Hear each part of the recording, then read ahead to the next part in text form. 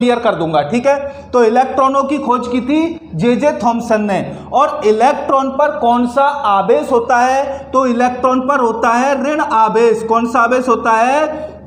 ऋण आवेश होता है अपन के इलेक्ट्रॉन पर। इलेक्ट्रॉन जो परमाणु के अंदर मौजूद होता है उसका कितने प्रतिशत भाग जो है वो परमाणु के भार में उपस्थित होता है? क्वेश्चन, यानी कि आपके परमाणु में इलेक्ट्रॉन का कितने प्रतिशत भाग उपस्थित होता है? तो इसका जो भार होता है वो टोटल भार का 0.06% होता है। कितना होता है? 0.06% भार आपका होता है इलेक्ट्रॉन का। किसमें? परमाणु में। ध्यान रखना, टोटल परमाणु के भार में इलेक्ट्रॉन का भार 0.06% होता है, ठीक है।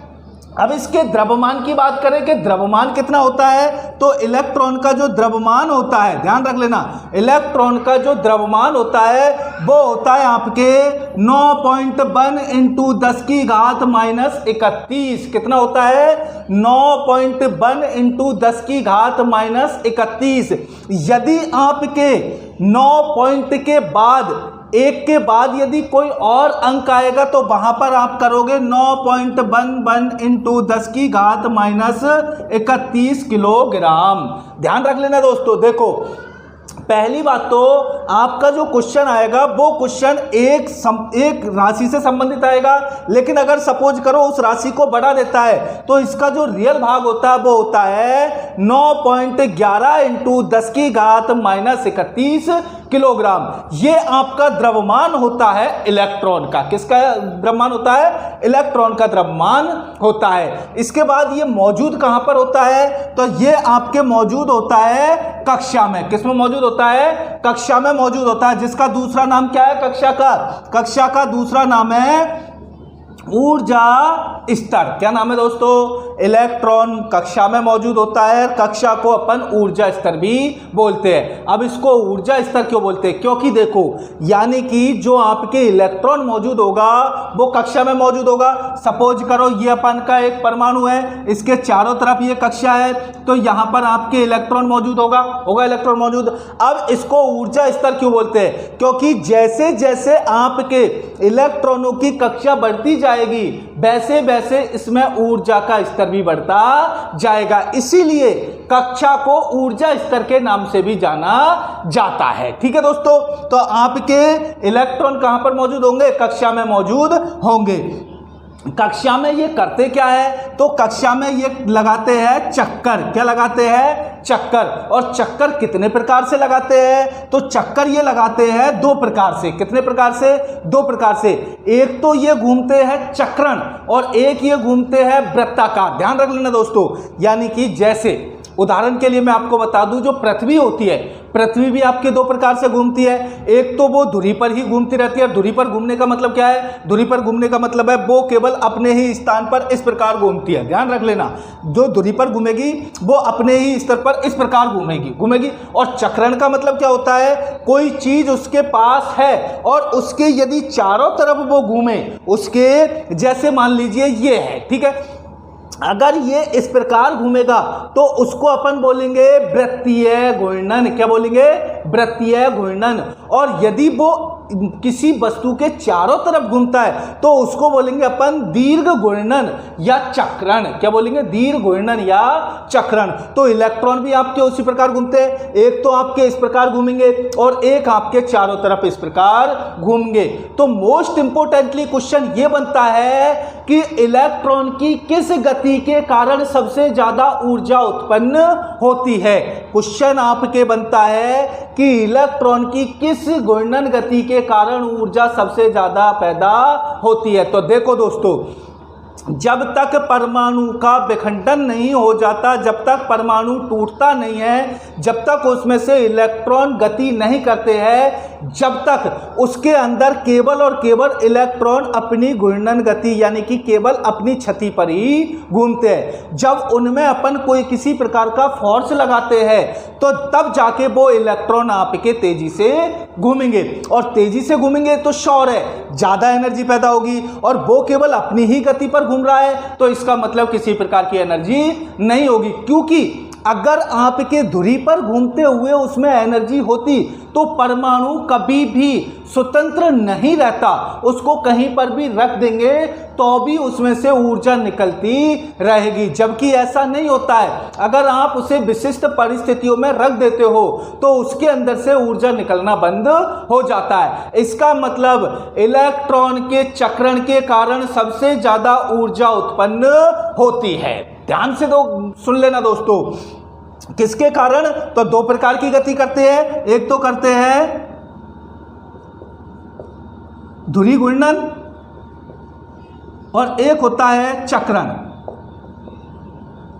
ठीक है, यानी कि आपके जो इलेक्ट्रॉन है वो कक्षा में दो प्रकार से घूमते हैं, एक तो धुरी घूर्णन और एक होता है चक्रण। जो सबसे ज्यादा ऊर्जा पैदा होगी वो आपके चक्रण में होती है। तो विद्युत का जो प्रवाह होता है, विद्युत जो अपन को मिलती है वो इलेक्ट्रॉन की किस गति के कारण मिलती है? तो वो आपके चक्रण के कारण मिलती है। तो कोई दिक्कत है यहां पर? बैठ गई ना समझ में? अब अपन थोड़ा आगे चलती पढ़ेंगे जिसमें पढ़ेंगे कि इलेक्ट्रॉन कितनी गति होती है। तो सबसे पहला है इलेक्ट्रॉन की थर्मल गति, ठीक है। दूसरा है इलेक्ट्रॉन की घर्षण गति, तीसरा है इलेक्ट्रॉन की विद्युत गति।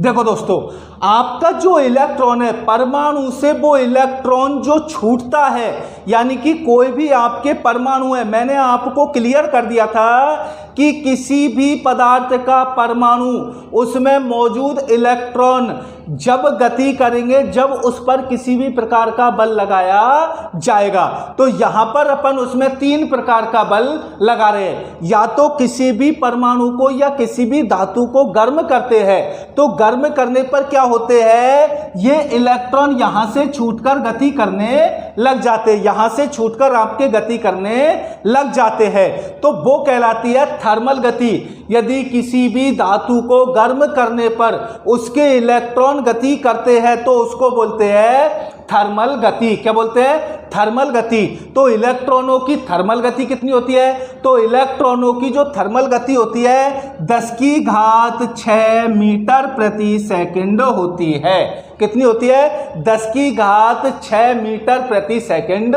होती है इलेक्ट्रॉनों की थर्मल गति। ठीक है। दूसरा, अब देखो, यदि मान लीजिए ये अपन के कांच है, ये अपन के रेशम है, ये अपन के रेशम है और ये अपन के कांच है, तो कांच को जब रेशम के ऊपर रगड़ते हैं तो श्योर है कि कांच के इलेक्ट्रॉन रेशम में प्रवेश करेंगे। तो इसका मतलब वो किस गति से प्रवेश करेंगे? तो वो कहलाती है अपन के घर्षण गति। कौन सी कहलाती है? घर्षण गति। तो घर्षण गति इसमें जो इलेक्ट्रॉनों की गति होती है, इलेक्ट्रॉन जो चलने की गति होती है वो होती है अपन के 10⁻² मीटर प्रति सेकंड। कितनी होती है? 10⁻² मीटर प्रति सेकंड। ठीक है। अब जो आपके इलेक्ट्रॉनों की गति होती है, यानी कि यदि इस परमाणु में, ये परमाणु मान लीजिए तांबा, क्या मान लीजिए? तांबा। तो सपोज करो ये अपन के तांबे का तार है, सपोज करो ये अपन के तांबे का तार है। यदि मैं इसको सप्लाई से जोड़ूं, किससे जोड़ूं दोस्तों? सप्लाई से जोड़ूं। सप्लाई से जोड़ूंगा तो श्योर है यहां पर वोल्ट लगाना पड़ेगा, और ये वोल्ट एक हिसाब से क्या है? बल है, बल है। तो यहां पर मैं जब बल लगाऊंगा तो इसके अंदर जो मौजूद इलेक्ट्रॉन है वो गति करने लगेंगे गति करने। तो ये इलेक्ट्रॉन किसके कारण गति किया? सप्लाई के कारण। सप्लाई क्या थी? वोल्टेज। तो इसका मतलब विद्युत के कारण गति किया। तो इलेक्ट्रॉनों की विद्युत के कारण जो गति होती है वो कितनी होती है? 3 × 10⁸ मीटर प्रति सेकंड। कितनी होती है? 3 × 10⁸ मीटर प्रति सेकंड। ये आपके विद्युत में इलेक्ट्रॉनों की गति होती है, जिसे अपन विद्युत गति के नाम से भी जानते हैं। बैठ गई समझ में?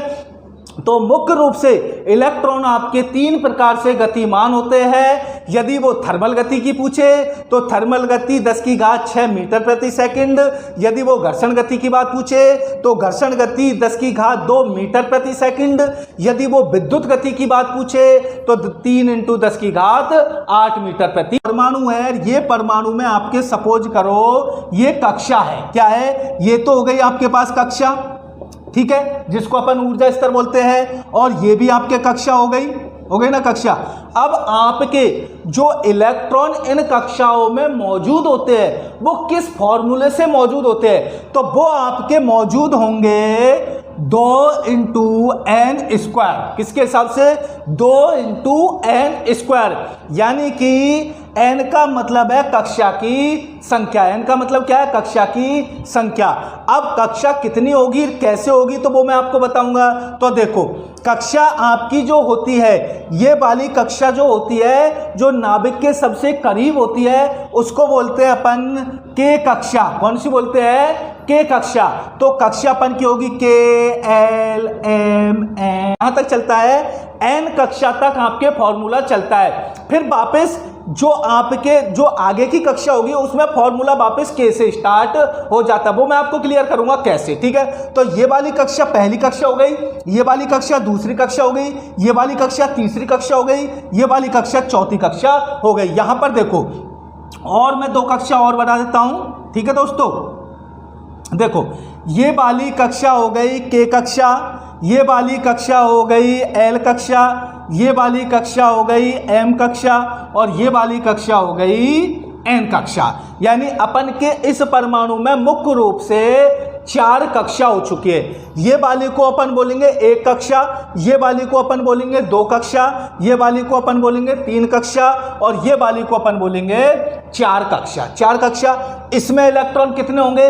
तो ये कक्षा 1 है, तो 2 × 1²। इसमें कितने होंगे? तो 2 × 2²। इसमें कितने होंगे? तो 2 × 3²। इसमें कितने होंगे? तो 2 × 4²। इस हिसाब से इसमें इलेक्ट्रॉन होते हैं। अब जो आपके आगे की कक्षा जो मौजूद होगी उसमें फिर वापस इलेक्ट्रॉन आपके रिपीट। ये कक्षा में अधिकतम इलेक्ट्रॉन कितने हो सकते हैं? इस कक्षा में अधिकतम इलेक्ट्रॉन हो सकते हैं 2। इसमें कितने हो सकते हैं? इसमें हो सकते हैं 2 × 2²। तो कितने हो जाएंगे यहाँ पर? 2 दूनी 4, 4 दूनी 8। यहाँ पर कितने हो जाएंगे? 3 3 9, 9 दूनी 18। यहाँ पर 18। यहाँ पर कितने हो जाएंगे? 4 चौको 16, 16 दूना 32। यहाँ पर हो जाएंगे आपके 32। तो इलेक्ट्रॉन जो आपके उपस्थित होंगे वो इस प्रकार उपस्थित होंगे, ठीक है दोस्तों। अब देखो, ये जो इलेक्ट्रॉन होंगे, ध्यान रख लेना इस बात का, जो आपके नाभिक के पास वाले जो इलेक्ट्रॉन होते हैं उसमें नाभिक का बल सबसे ज्यादा होता है। तो इन इलेक्ट्रॉनों को तोड़ना बहुत ही मुश्किल होता है। क्वेश्चन आपके ये बनता है कि सबसे ज्यादा किस इलेक्ट्रॉनों को तोड़ने में बल लगाना पड़ता है। तो सबसे ज्यादा जो नाभिक के पास वाली जो कक्षा है उस इलेक्ट्रॉन को तोड़ने में सबसे ज्यादा बल लगाने की आवश्यकता होती है, ठीक है दोस्तों। इसके बाद जो आपकी नाभिक के सबसे दूर वाला जो कक्षा होगी, यानी कि नाभिक के सबसे दूर वाली कक्षा ये है, तो इसके इलेक्ट्रॉनों को तोड़ने के लिए निम्नतम बल लगाने की आवश्यकता होता है। दूसरा क्वेश्चन आपके ये बनता है कि परमाणु जो होता है उसकी कौन सी कक्षा के इलेक्ट्रॉन गति करते हैं। तो जो सबसे बाहरी कक्षा होगी उसके इलेक्ट्रॉन ही गति करेंगे, बाकी उसके अंदर वाली किसी भी कक्षा के इलेक्ट्रॉन गति नहीं करेंगे। तो प्रोटॉन के बारे में मैंने आपको बताया था कि प्रोटॉन की खोज किसने की थी, मैंने आपको बताया था। तो प्रोटॉन की खोज किसने की थी? गोल्डस्टीन ने। किसने की थी दोस्तों? गोल्डस्टीन ने प्रोटॉन की खोज की थी। और ये कहां पर मौजूद होता है? तो ये आपके मौजूद होता है नाभिक में। कहां पर मौजूद होता है? ये आपके नाभिक में मौजूद होता है। और इस पर कौन सा आवेश होता है? तो इस पर होता है धन आवेश। कौन सा होता है? धन आवेश होता है। ध्यान रखना, प्रोटॉन पर आपके धन आवेश होता है, ये नाभिक के अंदर मौजूद होता है। अब क्वेश्चन ये बनता है कि इसका भार कितना होता है। क्वेश्चन ये बनता है कि इसका भार कितना होता है। तो देखो दोस्तों, टोटल परमाणु का जो भार होता है, टोटल परमाणु का 99.94% भाग प्रोटॉन और न्यूट्रॉन का होता है। 0.06% भाग जो होता है वो आपके इलेक्ट्रॉन का होता है। तो इसका मतलब आपके जो प्रोटॉन है, प्रोटॉन का कितना भाग होगा? तो कितना भाग होगा दोस्तों प्रोटॉन का? बताओ कितना होगा? तो आपके 99.95 का आधा भाग आपके प्रोटॉन का होता है। और इसका भार कितना होता है? तो इसका जो द्रव्यमान होता है दोस्तों, इसका जो द्रव्यमान होता है, द्रव्यमान इसका होता है 1.6 इंटू 10⁻⁻27 किलोग्राम। अब यहाँ पर ध्यान से देखना दोस्तों, यदि आपके क्वेश्चन आए कि प्रोटॉन का द्रव्यमान कितना होता है, तो प्रोटॉन का द्रव्यमान होता है 1.6 इंटू 10⁻⁻27 किलोग्राम। यदि आपके इसके बाद भी अंक देगा वो, क्योंकि क्या है दोस्तों, पहली बात तो वो यहाँ तक ही देता है, लेकिन सपोज करो कि अपन पे गलती, मतलब सपोज करो कि यदि वो इसके आगे का भी भाग दे दे तो अपन को क्या करना पड़ेगा। क्योंकि देखो दोस्तों, ज़्यादातर एग्जामों में अभी तक मैंने जो देखा है वो केवल इतना ही देता है, लेकिन वो अपन का ससुर तो है नहीं कि इतना ही देगा भाई, वो कुछ भी दे सकता है। तो इसके आगे जो संख्या होगी वो होगी 1.67 इंटू 10⁻⁻27 किलोग्राम। यानी कि प्रोटॉन का जो भार होता है, प्रोटॉन का जो द्रव्यमान होता है वो 1.6 इंटू 10⁻⁻27 किलोग्राम होता है। तो न्यूट्रॉन आपके क्या है और कहां पर मौजूद होता है? तो न्यूट्रॉन आपके क्या है? न्यूट्रॉन की खोज किसने की थी? तो न्यूट्रॉन की जो खोज की थी वो की थी अपन के चैडविक ने। किसने की थी दोस्तों? न्यूट्रॉन की खोज चैडविक ने की थी। न्यूट्रॉन की खोज किसने की थी दोस्तों? न्यूट्रॉन की खोज चैडविक ने की थी। और न्यूट्रॉन होता कहां पर है? तो ये भी आपके नाभिक में होता है। किसमें होता है दोस्तों? ये भी आपके नाभिक में होता है। प्लस पॉइंट ये है दोस्तों, इस पर किसी भी प्रकार का आवेश नहीं होता, यानी कि आपके न्यूट्रॉन पर किसी भी प्रकार का आवेश नहीं होता, ये अनावेशित तो होता है। एक आपने हिंदी में कहावत सुनी होगी, बिना पैंदे का लोटा। जानते हो बिना पैंदे का लोटा? यानी कि जिसके आपके नीचे का आधार ना हो उसको बिना पैंदे का लोटा बोलते हैं। तो परमाणु के अंदर जो है दोस्तों, वो न्यूट्रॉन जो है वो बिना पैंदे का लोटा है। यानी कि जो भी इससे मिल जाएगा ना, चाहे प्रोटॉन हो चाहे इलेक्ट्रॉन हो, जो भी इसके पास आएगा ये उसी की तरफ शामिल हो जाएगा, ये उसी की तरफ शामिल हो जाएगा। जो मैं आपको आगे जब अपन विद्युत पढ़ेंगे उसमें बिल्कुल क्लियर करूंगा कि ये क्या है। ठीक है दोस्तों, अब देखो, तो इस पर क्या होता है? ये अनावेशित होता है। क्या होता है दोस्तों? ये अनावेशित होता है, यानी इस पर किसी प्रकार का आवेश नहीं होता है, यानी कि ये उदासीन होता है। जो भी इससे आके मिल सकता है वो आसानी से मिल लेगा। ठीक है, इसके बाद इस पर इसका जो द्रव्यमान होता है वो कितना होता है? तो देखो दोस्तों, पहली बात तो यही क्वेश्चन आएगा जो मैं आपको बता रहा हूं, लेकिन उसके बाद भी यदि दूसरा क्वेश्चन आए तो उसको आप आसानी से हल कर लेना। द्रव्यमान की बात करें तो इसका द्रव्यमान जो होता है वो प्रोटॉन के लगभग बराबर होता है। क्या होता है दोस्तों? यानी इसका जो द्रव्यमान होता है वो द्रव्यमान प्रोटॉन के लगभग बराबर होता है। प्रोटॉन का द्रव्यमान मैंने आपको कितना बताया था? 1.6 इंटू 10⁻⁻⁻27 किलोग्राम। ठीक है, अब इसके यदि द्रव्यमान की बात करें, यदि वो वास्तव में इसका द्रव्यमान पूछना चाहता है तो इसका द्रव्यमान तो मैंने आपको बताया था 1.67। ठीक है, और इसके द्रव्यमान की बात करें तो इसका द्रव्यमान होता है 1.69 इंटू 10⁻⁻27 किलोग्राम। ध्यान रखना दोस्तों, यदि आप एग्जामिनर जो पूछेगा कि भाई न्यूट्रॉन का द्रव्यमान कितना होता है, तो या तो विकल्प वो ये देगा या विकल्प आपके ये वाला देगा। यदि दोनों आपके विकल्प आते हैं तो आपको करना पड़ेगा ये वाला। यदि दोनों विकल्प ना आके केवल एक विकल्प आता ये, तो आपको करना पड़ेगा ये वाला। यानी कि न्यूट्रॉन और प्रोटॉन दोनों बराबर होते हैं। लेकिन अब यहां पर एक शब्द आपको हर किताब में मिलेगा, लगभग। यानी कि क्या कहा जाता है किताब में कि प्रोटॉन और न्यूट्रॉन लगभग बराबर होते हैं। तो लगभग ही होते हैं, लेकिन प्योरली पूरे दोनों बराबर नहीं होते। तो लगभग कितना होता है? 0.2 का अंतर है। कितने का अंतर है? 0.2 का अंतर है। इसका होता है 1.67 और इसका होता है 1.69 होता है। ठीक है दोस्तों, यहां तक आपके समझ में आ गई। अब देखो, परमाणु का जो सघन भाग होता है, परमाणु का सघन भाग क्या कहलाता है? आपके परमाणु का सघन भाग कहलाता है नाभिक। क्या कहलाता है दोस्तों? नाभिक। ये परमाणु का सबसे सघन भाग होता है। इस नाभिक की खोज किसने की थी? तो इस नाभिक की खोज की थी रदरफोर्ड ने। किसने की थी दोस्तों? रदरफोर्ड ने की थी। यानी कि किसी भी परमाणु का जो सबसे सघन भाग होता है वो नाभिक कहलाता है, जिसकी खोज आपके रदरफोर्ड ने की थी। ठीक है दोस्तों, इसके बाद इसके जो नाभिक के चारों ओर जो होती है वो आपके कहलाती है कक्षा। क्या कहलाती है दोस्तों? कक्षा। यानी नाभिक के जो चारों ओर है वो आपके कहलाएगी कक्षा, जिसको अपन बोलेंगे ऊर्जा स्तर। क्या बोलेंगे दोस्तों? ऊर्जा स्तर बोलेंगे। ठीक है, इसके बाद इसमें क्या होते हैं दोस्तों? तो इसमें होते हैं इलेक्ट्रॉन। क्या होते हैं इसमें? इलेक्ट्रॉन। अब देखो, इसके अंदर नाभिक के अंदर मौजूद होते हैं प्रोटॉन और न्यूट्रॉन।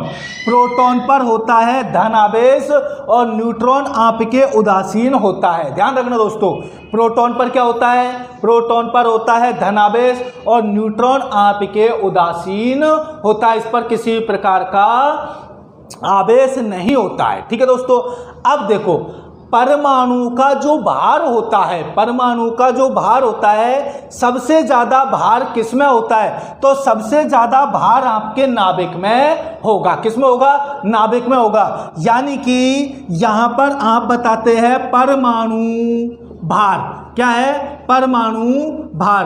तो परमाणु भार आपका क्या है? तो देखो, मैंने आपको अभी बता दिया था कि इलेक्ट्रॉन एक हिसाब से भारहीन होते हैं, उसमें नाम मात्र का भार होता है। तो इसमें आपके परमाणु जो भार होगा, परमाणु भार में आएगा प्रोटॉन प्लस न्यूट्रॉन। यानी कि प्रोटॉनों की संख्या प्लस न्यूट्रॉनों की संख्या, यह अपन का कहलाएगा परमाणु भार। ठीक है दोस्तों, दूसरा है आपके परमाणु संख्या। दूसरा है आपके परमाणु संख्या। ठीक है, अब परमाणु संख्या क्या है दोस्तों? तो उस परमाणु के अंदर मौजूद इलेक्ट्रॉनों की संख्या, उस परमाणु के अंदर मौजूद इलेक्ट्रॉनों की संख्या। तो मौजूद इलेक्ट्रॉनों की संख्या यानी कि परमाणु संख्या किसे कहते हैं? किसी भी परमाणु में मौजूद इलेक्ट्रॉनों की संख्या। क्या कहलाता है? आपके परमाणु संख्या कहलाती है। और अब आपके यहां पर ध्यान से देखना दोस्तों, ये सारी चीज इंपॉर्टेंट है। परमाणु भार बराबर होता है किसी भी परमाणु में प्रोटॉन और न्यूट्रॉनों की संख्या। परमाणु संख्या बराबर होता है किसी भी परमाणु में इलेक्ट्रॉनों की संख्या। अब आपके जितनी आपके इलेक्ट्रॉनों की संख्या होगी, जितनी आपके इलेक्ट्रॉनों की संख्या होगी, उतनी आपके प्रोटॉनों की संख्या होती है। ध्यान रखना दोस्तों, जितनी आपके इलेक्ट्रॉनों की संख्या होती है उसके बराबर ही आपके प्रोटॉनों की संख्या होती है।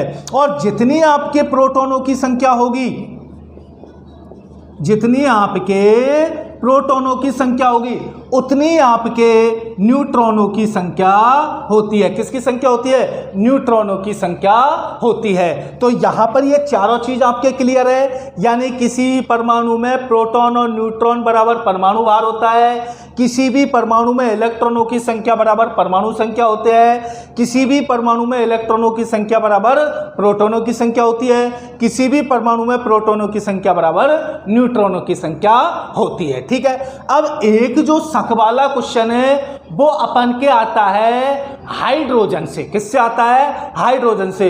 और हाइड्रोजन से वो ये पूछ सकता है कि हाइड्रोजन में न्यूट्रॉनों की संख्या कितनी होती है, क्योंकि यहां पर मैंने आपको बता दिया कि प्रोटॉनों की संख्या बराबर न्यूट्रॉनों की संख्या होती है, तो हाइड्रोजन में प्रोटॉन की संख्या होती है एक होती है, तो इसका मतलब वहां पर न्यूट्रॉन की संख्या भी एक होनी चाहिए, लेकिन वहां पर आपके न्यूट्रॉन की संख्या 0 होती है। इसका मतलब ये अपवाद वाला क्वेश्चन हो गया। और मैंने आपको बता दिया था एग्जामिनर ज्यादातर वही क्वेश्चन डालता है जिसमें थोड़ा बहुत अपवाद होता है, तो इसको थोड़ा ध्यान से देखना। कौन से होते हैं? संयोजी इलेक्ट्रॉन, ध्यान रखना। तो संयोजी इलेक्ट्रॉन वह इलेक्ट्रॉन जो किसी दूसरे परमाणु से संयोग करते हैं। और संयोग क्यों करते हैं भाई? तो देखो, यदि आपके दो भिन्न धातु है, यदि दो भिन्न धातुओं को जोड़ना है या दो भिन्न धातुओं से कोई तीसरी धातु का यदि निर्माण करना है तो दो भिन्न परमाणु को जोड़ना पड़ेगा। तो यदि दो भिन्न परमाणु जब ही जाके जुड़ेंगे जब उनकी कक्षाएं पूर्ण होगी। तो एक दूसरे परमाणु की कक्षा पूर्ण करने के लिए जो इलेक्ट्रॉन आपके उपयोग में लिए जाते हैं उनको बोलते हैं संयोजी इलेक्ट्रॉन। उनको क्या बोलते हैं? संयोजी इलेक्ट्रॉन। अब क्वेश्चन संयोजी इलेक्ट्रॉन में से ये आता है कि संयोजी इलेक्ट्रॉन कितने होते हैं, संयोजी इलेक्ट्रॉन कितने होते हैं। तो संयोजी जो इलेक्ट्रॉन होते हैं आपके 2 से 8 के बीच होते हैं। कितने होते हैं? 2 से 8 के बीच होते हैं। 2 हो सकता है, 3, 4, 5, 6, 7 तक होगा, 8 भी नहीं होगा, क्योंकि यदि 8 हो जाएगा तो वो किसी दूसरे के साथ सहयोग करने की आवश्यकता ही नहीं होगी। यानी कि 8 यदि आपके पास इलेक्ट्रॉन है इसका मतलब उसकी कक्षा पहले से ही पूर्ण है। तो हमेशा संयोजी इलेक्ट्रॉन वह इलेक्ट्रॉन जो किसी दूसरे परमाणु के साथ सहयोग करके तीसरे पदार्थ का निर्माण करते हैं वो कहलाते हैं आपके संयोजी इलेक्ट्रॉन। संयोजी इलेक्ट्रॉनों की संख्या 2 से 8 के बीच होती है। ठीक है दोस्तों, दूसरा है आपके मुक्त इलेक्ट्रॉन।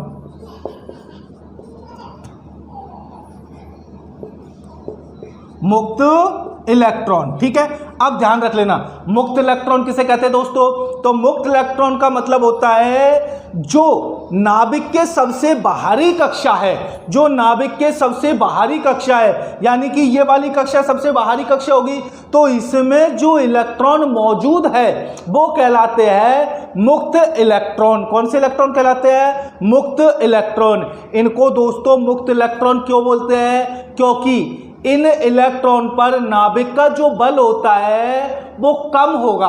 कम होने के कारण क्या होता है, ये वहां से मुक्त होने लग जाते हैं। यानी इन पर यदि थोड़ा सा अपन ने बल लगाया तो ये वहां से स्वतंत्र होकर गति करने लग जाते हैं, इसलिए इनको मुक्त इलेक्ट्रॉन कहते हैं। अब क्वेश्चन ये आता है कि किसी भी परमाणु में विद्युत धारा का मुख्य कारण है, तो विद्युत धारा का मुख्य कारण है मुक्त इलेक्ट्रॉन। अब मुक्त इलेक्ट्रॉन जितने कम होंगे विद्युत धारा उतनी ही ज़्यादा होगी। मुक्त इलेक्ट्रॉन जितने कम होंगे उसमें बल लगाने की शक्ति भी उतनी ही कम होगी। तो इसका मतलब सबसे बाहरी कक्षा में मौजूद इलेक्ट्रॉन मुक्त इलेक्ट्रॉन होते हैं। मुक्त इलेक्ट्रॉन आपके कितने होते हैं? मुक्त इलेक्ट्रॉन 1 से 8 के बीच हो सकते हैं, 1 से 8 के बीच होते हैं। अब ध्यान रखना दोस्तों, अब ध्यान रखना मुक्त यानी कि संयोजी इलेक्ट्रॉनों की जो संख्या होती है वो 2 से 8 के बीच में होती है। मुक्त इलेक्ट्रॉनों की जो संख्या होगी वो 1 से और 8 के बीच में होगी। अब ये आप अच्छी तरह डिसाइड कर लेना दोस्तों कि यदि आपके इलेक्ट्रॉन की संख्या 1 से 3 के बीच होगी, कौन से इलेक्ट्रॉन?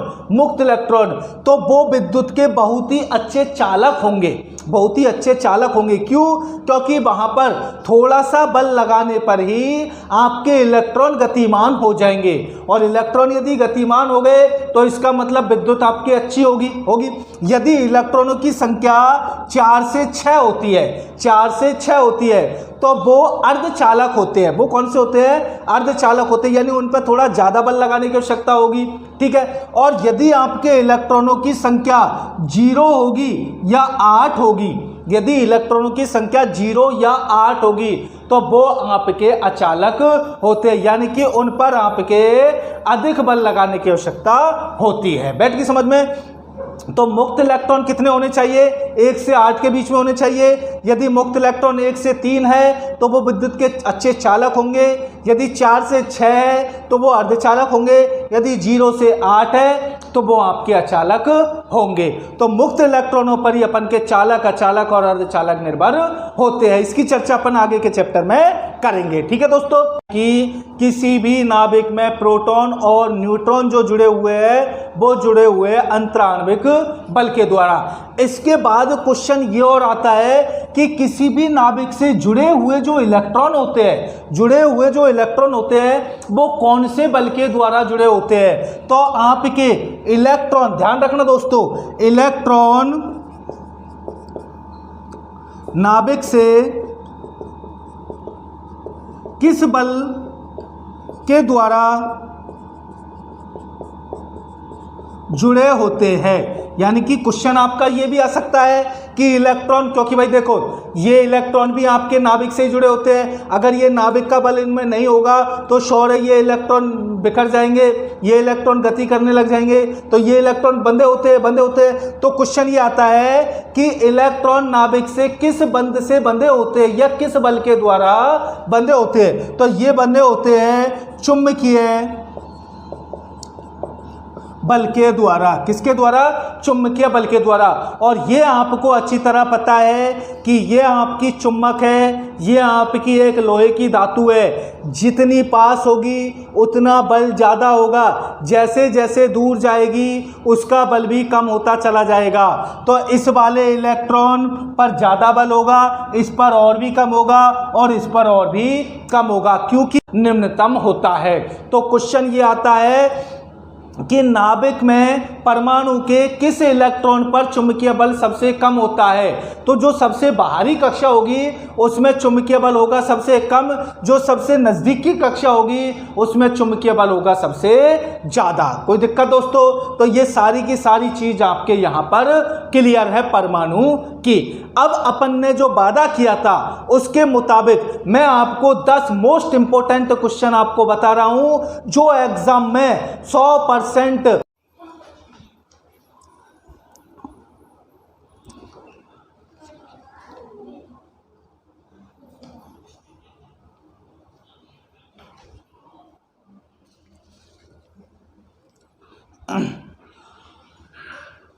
तो दोस्तों ये रहे वो मोस्ट इंपोर्टेंट 10 क्वेश्चन जो एक एक करके मैं आपको क्लियर कराऊंगा। ठीक है, तो देखो मैंने आपको बताया था, फर्स्ट की जो वीडियो बनाई थी उसमें बताया था कि आपकी जो 100 में से 100% जो आपके क्वेश्चन आते हैं दोस्तों वो 3 प्रकार से आते हैं, साइड, माइंड और प्रैक्टिकल। ये मैंने आपको फर्स्ट की वीडियो में क्लियर कर दिया था। ठीक है, तो देखो पहला है आपका एक परमाणु का व्यास होता है। तो एक परमाणु का व्यास कितना होता है ये आपको किताब में मिल जाएगा। ये क्वेश्चन आपका आता है, आने वाला है और आया हुआ है। तो देखो दोस्तों ये क्वेश्चन आपके वह क्वेश्चन है जो सबसे ज्यादा एग्जाम में पूछे जाते हैं या सबसे ज्यादा एग्जाम में आने की इनकी उम्मीद है। क्योंकि देखो दोस्तों वह जो सरल क्वेश्चन है जिनको आप अच्छी तरह जानते हो तो उनको तो आप आसानी से हल कर दोगे, लेकिन ये वह क्वेश्चन है जो आपकी पहुंच से थोड़े दूर है। ठीक है, तो यदि आपके ये वाला आ जाए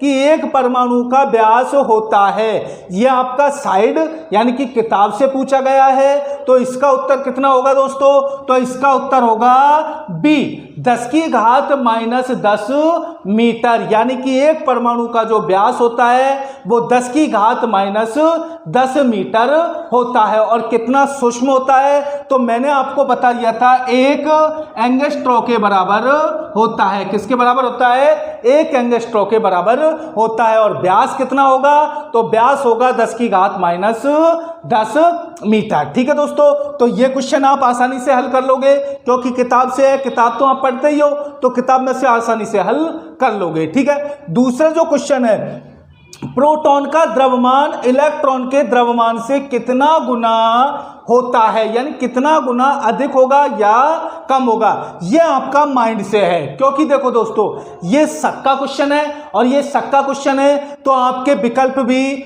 2 आ सकते हैं, क्योंकि यहां पर आपको थोड़ा सोचना पड़ेगा, और वो मैं आपको यहां पर क्लियर कर दूंगा, यहां पर मैं आपको क्लियर कर दूंगा। ठीक है, तो ये प्रोटॉन का ये आपका क्वेश्चन है, ये आपको मैं यहाँ पर क्लियर कर दूंगा। ठीक है, तो देखो दोस्तों ये आपके माइंड से है। अब माइंड से कैसे है, देखो यदि आपके वास्तविक रूप से देखा जाए तो मैंने आपको बताया था 1.6 इंटू 10 1.67 इंटू 10⁻⁻27 ये होता है प्रोटॉन का, 1.69 इंटू 10⁻⁻27 ये होता है न्यूट्रॉन का। जब इन दोनों का द्रव्यमान अलग अलग है तो श्योर है कि ये आपके इलेक्ट्रॉन के द्रव्यमान से भी अलग अलग होगा। तो यदि आपका विकल्प ये आए कि 1840 गुना, 1839 गुना, या बराबर या आधा, तो इस कंडीशन में आपको करना पड़ेगा ये वाला, क्योंकि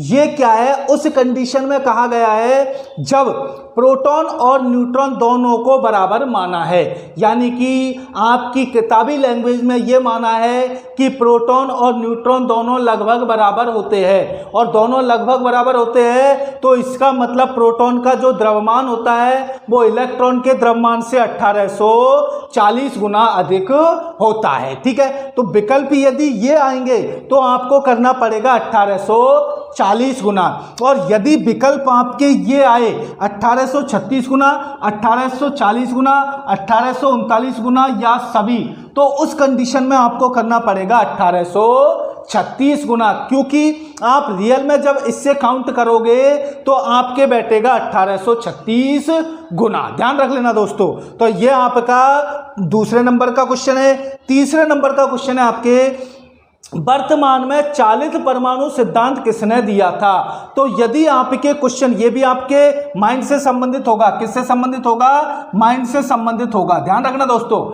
ये भी आपके माइंड से संबंधित क्वेश्चन होगा। यदि आपके क्वेश्चन आए कि वर्तमान में चालित परमाणु सिद्धांत किसने दिया, यदि आपके ये वाला क्वेश्चन आएगा तो इस क्वेश्चन में आपको करना पड़ेगा नील बोर, क्योंकि वर्तमान में जो सिद्धांत आपके चल रहे हैं वो नील बोर के सिद्धांत चल रहे हैं। यदि वर्तमान को हटा दिया जाए और वो केवल ये पूछे कि परमाणु सिद्धांत किसने दिया, वो वर्तमान को हटाकर केवल ये पूछे कि परमाणु सिद्धांत किसने दिया, तो उस कंडीशन में आपको करना पड़ेगा डाल्टन, क्योंकि डाल्टन ने सबसे पहले परमाणु सिद्धांत दिया था। तो ये भी आपके थोड़ा माइंड लगाना पड़ेगा, माइंड से संबंधित है। चौथा क्वेश्चन है, दो धातु के आपसी क्रिया से धन आवेश बनने का कारण है। तो मैंने आपको बताया था कि यदि आपके पास दो धातु है तो दो धातु में दोनों की दोनों धातु प्रारंभिक अवस्था में अनावेशित होती है, इन पर किसी भी प्रकार का आवेश नहीं होता है। जब इन दोनों धातुओं को अपन कोई सी भी क्रिया के द्वारा, चाहे वो मैकेनिकल क्रिया हो चाहे वो इलेक्ट्रिकल क्रिया हो, किसी भी क्रिया के द्वारा जब आपस में क्रिया कराएंगे तब जाके उनमें आवेश बनेगा। तो सपोज करो यदि दो धातुओं को आपस में रगड़ा जाए तो सीधी सी बात है, रेशम में हो गई इलेक्ट्रॉन की अधिकता और कांच में हो गई प्रोटॉनों की अधिकता। तो जिसमें प्रोटॉनों की अधिकता होगी वो धनावेश होगा और जिसमें इलेक्ट्रॉनों की अधिकता होगी वो ऋणावेशित होगा। और यहां पर क्वेश्चन आपका है कि धनावेशित बनने का कारण क्या है। तो जिसमें प्रोटॉनों की अधिकता होगी वो धनावेशित होगा, जिसमें इलेक्ट्रॉनों की अधिकता होगी वो ऋणावेशित होगा। तो यहां पर धन की बात करिए तो इसका मतलब प्रोटॉनों की अधिकता। तो दोस्तों 5वें नंबर का जो आपका क्वेश्चन है वो है ये वाला, ये आपके माइंड से, ठीक है, ये वाला आपका माइंड से, ठीक है, ये वाला आपका माइंड से, ठीक है, ये वाला आपका माइंड से, यानी कि ये सारे के सारे क्वेश्चन आपके माइंड से है, ध्यान रख लेना। तो मैंने आपको फर्स्ट में क्लियर किया था कि आपके 80% क्वेश्चन जो है वो माइंड से ही पूछेगा, 20% क्वेश्चन आपकी किताब से पूछेगा। अब देखो 5वें नंबर का जो आपका क्वेश्चन जो है, 5वें नंबर का क्वेश्चन है कि परमाणु की बाह्यतम कक्षा में इलेक्ट्रॉन होंगे। तो परमाणु की जो सबसे बाहरी कक्षा है उसमें कितने इलेक्ट्रॉन होंगे? तो आपको अच्छी तरह पता होगा कि हमेशा बाहरी कक्षा में कितने भी इलेक्ट्रॉन होंगे, 1 हो सकता है, 2 हो सकते हैं, 3 हो सकता है, 4 हो सकता है, 5 हो सकता है, 6 हो सकता है, 7 हो सकता है। जैसे ही 8 इलेक्ट्रॉन होंगे उसका अष्टमार्ग पूर्ण हो जाएगा, यानी कि आपके जो होते हैं वो 1 से और 8 के बीच होते हैं। और बाहरी कक्षा के इलेक्ट्रॉनों को कौन से इलेक्ट्रॉन बोलते हैं? मुक्त इलेक्ट्रॉन बोलते हैं, ठीक है। तो इसका मतलब परमाणु की बाह्यतम कक्षा में जो इलेक्ट्रॉन होंगे तो 2 होंगे, क्योंकि 9 नहीं हो सकते, 8 नहीं हो सकते और 10 नहीं हो सकते। तो 5वां क्वेश्चन आपके क्लियर है कि परमाणु की बाह्यतम कक्षा में इलेक्ट्रॉन 2 होंगे। और 2 के अलावा यदि विकल्प आपके 1 आएगा वो भी सही होगा, 2 आएगा वो भी सही होगा, यानी कि 1 से 8 के बीच में होंगे, ठीक है दोस्तों। तो ये 5वां क्वेश्चन आपका क्लियर है, ठीक है। छठा क्वेश्चन, इलेक्ट्रॉन परमाणु से बंधे होते हैं, यानी कि जो उनके इलेक्ट्रॉन है वो परमाणु से क्यों बंधे होते हैं दोस्तों? तो मैंने आपको बता दिया था कि बिल्कुल परमाणु पर भाई कोई ना कोई तो कारण है, कोई ना कोई तो बंध है जिसके कारण आपके इलेक्ट्रॉन बंधे हुए हैं। तो क्वेश्चन यदि ये आ जाए कि इलेक्ट्रॉन परमाणु से बंधे होते हैं तो परमाणु के ऋणावेश के कारण, परमाणु के धनावेश के कारण, दोनों या कोई नहीं, तो इलेक्ट्रॉन होता है ऋणावेश, तो सौर परमाणु एक धनावेशित गोला होता है जिसके कारण इलेक्ट्रॉन उनसे बंधे होते हैं। किसके कारण? चुंबकीय बल के कारण। किसके कारण? चुंबकीय बल के कारण। तो इसका होगा आपका बी वाला, यानी कि परमाणु धनावेश के कारण आपके इलेक्ट्रॉन बंधे होते हैं, ठीक है दोस्तों। तो ये हो गया आपके छठे नंबर का क्वेश्चन। 7वें नंबर का जो क्वेश्चन है आपके, 7वें नंबर का क्वेश्चन है कि न्यूट्रॉन आवेश, न्यूट्रॉन कौन सा आवेश ग्रहण कर सकता है? तो ये आपको अच्छी तरह पता है कि न्यूट्रॉन आपके उदासीन होता है, उदासीन होता है, यानी कि मैंने आपको बता दिया कि न्यूट्रॉन आपके बिना पैंदे का लोटा होता है, यानी कि वो जचा जिधर लुढ़क सकता है। तो इसका मतलब वो धनावेश भी ग्रहण कर सकता है और वो ऋणावेश भी ग्रहण कर सकता है। तो इसका उत्तर होगा दोनों, ठीक है। ये आपके 7वें नंबर का क्वेश्चन है, ठीक है। अगला है आपके 8वें नंबर का क्वेश्चन, प्रोटॉन को अन्य प्रोटॉन के समीप लाने पर, यानी कि सपोज करो दोस्तों ये अपन के एक फेज है यानी कि प्लस है और ये भी आपके फेज है, दोनों फेजों को सपोज करो मैं जोड़ देता हूं, तो बताओ, कमेंट करके बताना दोस्तों कि वोल्टेज घटेगी या बढ़ेगी। यानी दोनों फेजों को, दो प्लसों को मैं जोड़ देता हूं तो कमेंट करके बताना दोस्तों कि वोल्टेज घटेगी या बढ़ेगी। तो यहां पर आपके